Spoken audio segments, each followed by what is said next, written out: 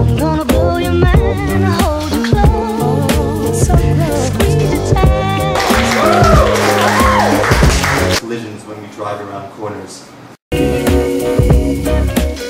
Fast food is cheaper than bombs.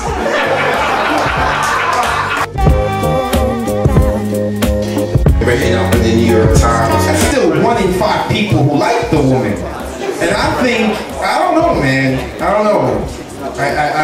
I'm not a big fan of her. Hey, she looks good. I'm gonna do it. I can't lie. She's an attractive woman. They were playing the Nets courtside, so I could hear the shit they say to the refs. Which resulted in tears and self-revenge. Oh, booty. I love poetry, I swear to God. What you got?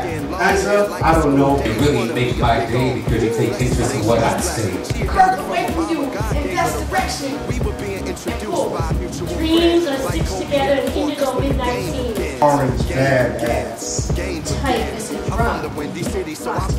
Called the In Progress Group. He resides in Sheepshead Bay, Brooklyn, was born in Spanish Harlem, and was raised in activism. And he is currently making a transition into cultural activism. Ladies and gentlemen, please put your hands together for our first feature tonight, Luis Bernard. That shit made me sound good. So my beautiful people. Because usually when I do that, nobody answers. Beautiful people in here. For the past 8 years, I've been devoting a lot of time to not being in the spotlight, but being in the trenches with people who are going to be making decisions about us, our young people. Them being our future is more than a cliche. See, I got a son, he's clumsy like his dad, and one day he's probably going to bust his head open. But it's one of these young people who will be the doctor to save his life. So I will always be there for them. And now back to our regularly scheduled poetry program. So tonight, I kind of want to get personal. This first poem I wrote because I wanted to dispel the myth that women have a monopoly on fear. Because it's my belief that it's men that are more afraid of being called cowards. That's the part where you're supposed to say, damn, that's some tough shit.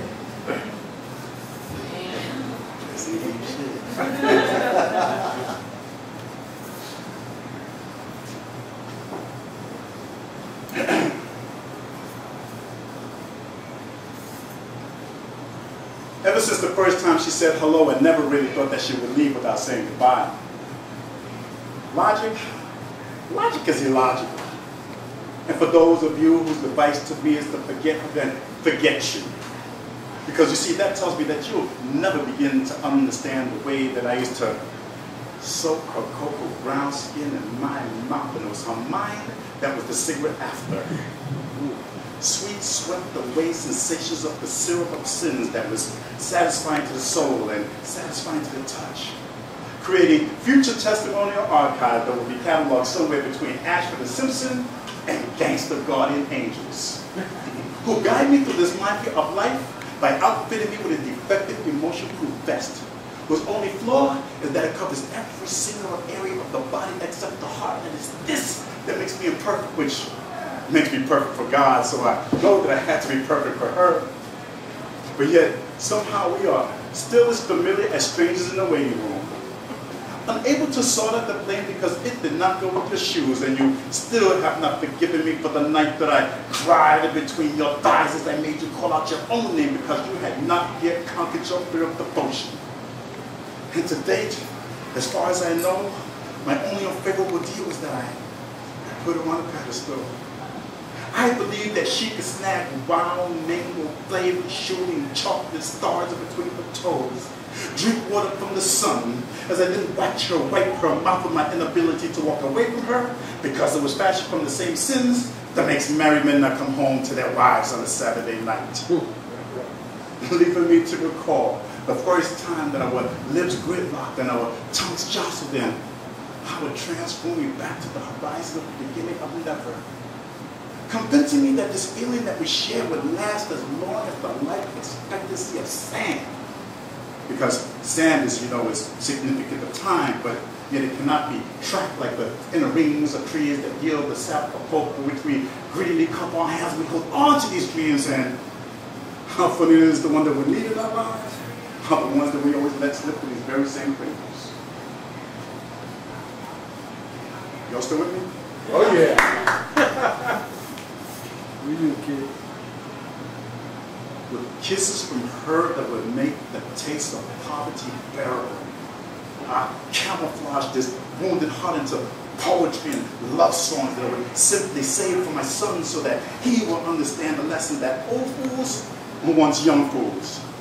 So upon his first puppy love, when he runs outside of the first sight of rain, hoping to drink the sky with his head held back and his mouth wide open, but yet can not see the whole picture because he is blinded from the face of her physical imagery that is disguised as the sun, giving him the courage to write and spit, regardless of the fact that a portion of the masses today are unable to remove this psychological condom from their minds because they are allergic to intellectual poetry.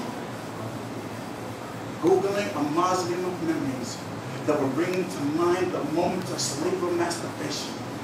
Because for me to tell her that I missed her, simply not enough.